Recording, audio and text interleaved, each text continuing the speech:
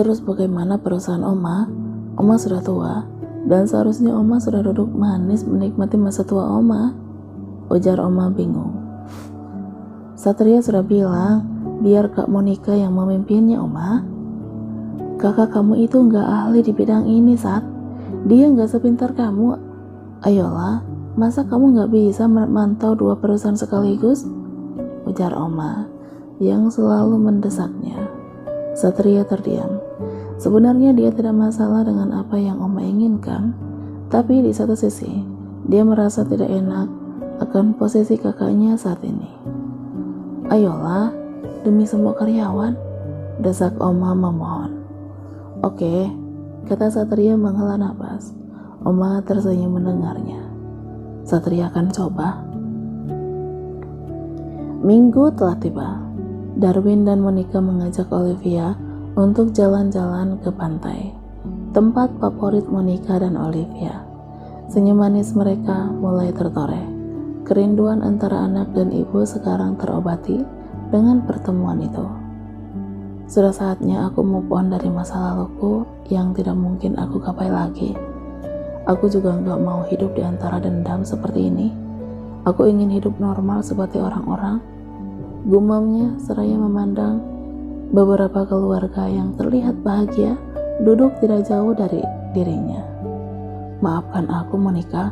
Tidak seharusnya aku masih menyimpan rasa pada mantan kekasihku di saat aku sudah menjadi milikmu. Gumamnya beralih menatap ke arah istrinya. Sayang, aku ambil makanan dulu ya, ucap Monica membuyarkan lamunannya. Biar aku aja, jawabnya terhenti. Gak usah, kamu sama Olivia saja di sini, biar aku aja, ucap Monica yang begitu manis. Oke. Darwin menatap Monica yang benar-benar bahagia hari ini. Tapi dia tidak menyadari kalau dari kejauhan ada beberapa orang yang mengintai Monica. Monica yang merasa ada yang mengikutinya dengan cepat membalikkan badannya ke belakang. Tidak ada siapa-siapa, tapi kenapa aku merasa ada yang mengikutiku? Gumamnya dalam hati dan kembali melangkahkan kakinya. Tidak berapa menit kemudian Monica terkejut saat ada orang yang membungkam mulutnya hingga dia tidak sadarkan diri. Di rumah, Rahel menghampiri suaminya yang begitu sibuk dengan pekerjaannya. Sayang, udah dong kerjanya? Sebentar lagi ya, masih ada beberapa laporan yang harus aku revisi untuk kontrak dengan PT Jayatama. Berapa lama? Seharusnya di hari Minggu ini, waktu kamu benar-benar untuk keluarga kamu. Masa kerja terus? Rahel memanyunkan bibirnya. Satria menoleh dan tersenyum tipis melihatnya. Secara perlahan dia menarik tubuh istrinya untuk duduk di pangkuannya. Aku suka jika kamu manja seperti ini, ucap Satria mencubit hidung mancung istrinya dengan pelan. Sayang, bagaimana kalau kita jalan-jalan ke perkebunan? Di sana kan ada banyak buah-buahan. Aku ingin sekali deh ke sana bersama kamu dan kamu yang mengambilkan buah mangga muda untukku. Pasti sangat enak jika buah itu dipetik langsung sama suamiku ini. Satria mengernyit mendengar keinginan istrinya. Bukankah kamu tidak suka dengan perkebunan? Apalagi jalan-jalan ke sana? Ya mana aku tahu, mungkin ini baby kamu yang minta. Aku juga heran, kenapa akhir-akhir ini aku kepingin dengan hal yang tidak aku sukai. Dan kalau dipikir-pikir, keinginanku ini hampir sama dengan kesukaan kamu. Apa ini yang namanya ngidam?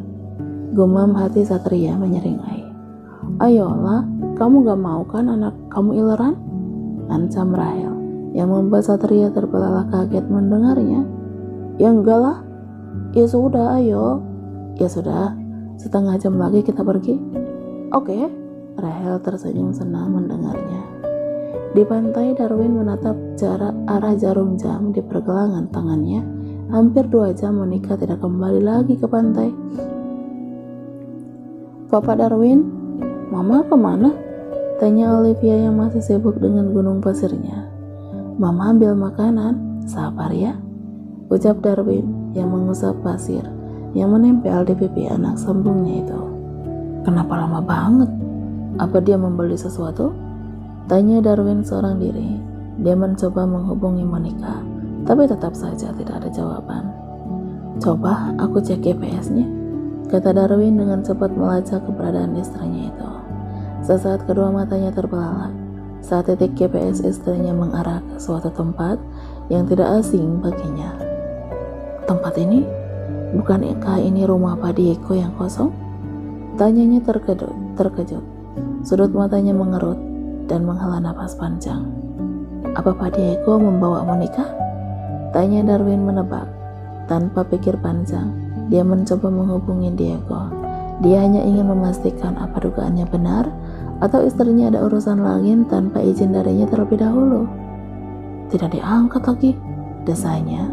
Tidak, aku tidak bisa tinggal diam. Aku harus mengeceknya, kata Darwin. Rahel dan Satria bersiap untuk pergi ke perkebunan. Senyum kebahagiaan kembali tertoreh di wajah cantiknya. Selamat pagi Pak Satria. Selamat pagi Nona Bos, sapa mereka serempak. Selamat pagi. Rapi banget, mau kemana? Tanya Doni. Kita pergi ke perkebunan ya. Kalian ikut semua, perintah Satria. Siap Pak. Doni membukakan pintu mobil untuk kedua bosnya tersebut. Silahkan. Satria mengernyit saat melihat istrinya mencegahnya untuk masuk. Ada apa? Tanya Satria menoleh ke arah istrinya. Aku kepingin deh kalau kamu yang bawa mobilnya, pinta Rahel dengan tersenyum. Satria hanya menghela napas panjang. Biasanya setiap hari Minggu, Satria tidak pernah mengemudi mobil ataupun motor. Buat dia, hari Minggu merupakan hari untuk ia beristirahat. Tapi untuk saat ini, dia tidak bisa menolak kemauan istrinya. Ya sudah, jawaban Satria benar-benar membuat Rahel sumringah mendengarnya. Di mobil, Rahel tidak berhenti menatap wajah tampan suaminya yang saat ini duduk di sampingnya. Dengan sifat manjanya, dia menyandarkan kepala tepat di bawah Satria. Satria menyeringai. Apa kamu baru sadar kalau kamu memiliki suami yang sangat tampan? Tanya Satria melirik sesaat dan fokus kembali ke dalam kemudi. Aku benar-benar baru menyadarinya, ucapnya yang membuat Satria tersenyum tipis. Satria mengenakan earphone untuk menjawab telepon yang masuk. Halo, jawab Satria. Satria, tolong kakak. Suara teriakan tolong Monica terdengar jelas di telinganya. Rahel terbangun dari sandarannya saat Satria mulai menepikan mobilnya. Ada apa? Tanya Rahel penasaran. Datanglah ke sini, Satria Angkasa. Jika kamu tidak mau kakak kamu kenapa-kenapa, turuti permintaanku yang kemarin. Diego? Satria terbelalak kaget. Diego menginginkan Angkasa Group. Apakah kau mendengarku? Kalau kau berani menyentuhnya, aku akan menghabisimu. Perkataan Satria yang benar-benar membuat Rahel terkejut. Aku tunggu Satria Angkasa, dan ingat, jika ingin kakak kamu selamat, jangan coba-coba bawa polisi. Kamu tahu kan, aku orangnya seperti apa? Satria menghela napas dan tidak habis pikir tentang apa yang dilakukan oleh Diego kepadanya. Bisa-bisanya dia menjadikan Kak Monica sebagai alat untuk memerasku. Gumam batin Satria, seraya turun dari mobil tanpa melirik istrinya yang sedari tadi ia acuhkan begitu saja. Ada apa sebenarnya? Kenapa dia terlihat sangat marah? Tanya Rahel dalam hati yang sangat penasaran. Kalau kau berani menyentuhnya, aku akan menghabisimu. Perkataan Satria yang mulai terlintas dalam pikiran Rahel. Menyentuhnya? Siapa yang dimaksud? Apa ada wanita lain yang sampai-sampai dia berkata seperti itu dan tega mengacuhkanku? Tanya Rahel bernegatif thinking. Kedua matanya memicing, bibirnya cemberut menatap suaminya yang sedang berbicara dengan kelima pengawal pribadinya di luar sana. Tidak, dia bukan seperti itu. Suamiku hanya milikku, bukan milik siapapun. Ucap Rahel mencoba untuk membuang semua pikiran negatifnya. Satria terdiam dan mencoba mengatur strategi untuk memberikan pelajaran pada Diego. Sat, kenapa Monica diculik sama Diego? Dan kenapa juga kamu yang dimintai tebusan, bukan Darwin suaminya? Tanya Doni penasaran. Sesuai perkiraanku sebelumnya, dia akan mencelakai istriku karena dia tidak bisa. Dia memilih salah satu dari keluargaku yang memerasku. Untuk memerasku? Memerasku? Tanya Doni mengernyit. Dari dulu dia menginginkan Angkasa Group. Dari dulu tidak berubah. Masih saja tidak terima dengan apa yang kamu punya, gerutu Doni, seraya menopangkan kedua tangan di pinggang.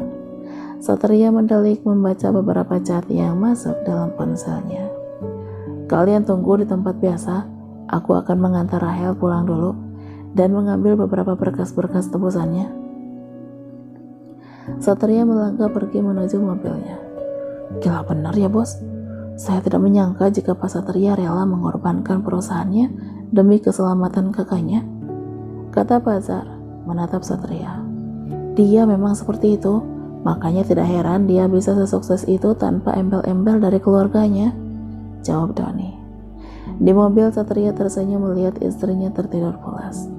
Maaf ya sayang, untuk hari ini aku tidak bisa memenuhi keinginan kamu, ucap Satria mengecup kening istrinya. Kedua matanya mengarah ke arah perut Rahel yang masih rata. Sayangnya Dedi, kamu jangan ileran ya, nanti kamu dalam bahaya, jadi Dedi harus menolongnya. Maafkan ya, I love you, gumam Satria mengelus-elus dan mengecup perut istrinya.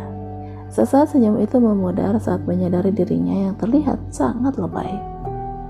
Apa-apaan aku ini? Lebay banget, desahnya melirik istrinya. Sementara Monica bingung harus bagaimana. Mulutnya tertutup dengan ikatan kain, kedua tangan dan kedua kakinya juga terikat. Tatapan matanya hanya tertuju pada wajah Diego, tampak begitu jelas wajah dan suara Diego yang ada di dalam layar monitor kamarnya. Bisa-bisanya dia berbuat jahat pada adikku. Aku tidak bisa bayangkan jika dulu aku menerima lamarannya, pasti dia akan menghancurkan keluarga aku sehancur-hancurnya. Monica hanya mendesah dan tidak menyangka jika penculikan ini benar-benar terjadi kepadanya. Biasanya dia selalu melakukannya saat syuting. Sesaat kedua matanya berbinar saat melihat suaminya dengan datang keluar ke ruangan Diego. Darwin, akhirnya kamu datang, gumamnya dalam hati dengan mata yang berkaca-kaca. Diego terkejut saat melihat Darwin tiba-tiba marah kepadanya. Apa-apaan kamu, Win? Main masuk ke ruangan saya tanpa izin lebih dulu, ketus Diego beranjak dari duduknya. Bapak yang apa-apaan? Kenapa Bapak malah menculik istri saya? Tanya Satria dengan nada tinggi. Diego mengernyit. Dengan senyum tipisnya dia mulai berjalan menghampiri Darwin yang tidak kalah tampan darinya. Bukankah dia tidak berarti bagimu? Tanya Diego melirik ke arah kamera CCTV. Monica terbelalak kaget mendengarnya. Kenapa kamu marah saat saya menculiknya? Darwin terdiam. Dia benar-benar menyesal sudah curhat pada orang yang salah. Darwin, bukankah kamu sendiri yang bilang kamu juga ingin membalas dendam kepada Satria? Tanya Diego yang membuat Monica seakan tidak percaya dengan apa yang ia lihat dan ia dengar. Begitu jelas dan nyata akan ucapan yang terlontar dari mulut Diego. Balas dendam pada Satria? Tanya Monica bingung. Darwin, kalau balas dendam itu jangan setengah-setengah, harus sampai tuntas biar plong. Darwin hanya terdiam dalam dan tidak membantah semua kata yang Diego lontarkan kepadanya. Kenapa dia hanya diam? Apa semua kata-kata Diego itu benar? Tapi kenapa dia harus balas dendam kepada Satria? Tanya batin Monica, sangat penasaran. Jujur saja, saya kurang setuju dengan rencana kamu untuk menyakiti Monica. Saya tidak yakin jika kamu menyakiti istri kamu bisa mendapatkan apa yang kamu mau. Satria bahkan orang bodoh yang gampang tertipu dengan rencana kekanak-kanakan kamu itu, tutur Diego, yang membuat Monica seakan tidak percaya mendengarnya. Jadi tujuan dia menikah denganku hanya untuk balas dendam kepada Satria? Ucap batin Monica meneteskan air matanya. Dada Monica seakan sesak dengan apa yang dia lihat. Dia tidak menyangka semua kata-kata manis yang terucap dari mulut Darwin hanya omong kosong belaka.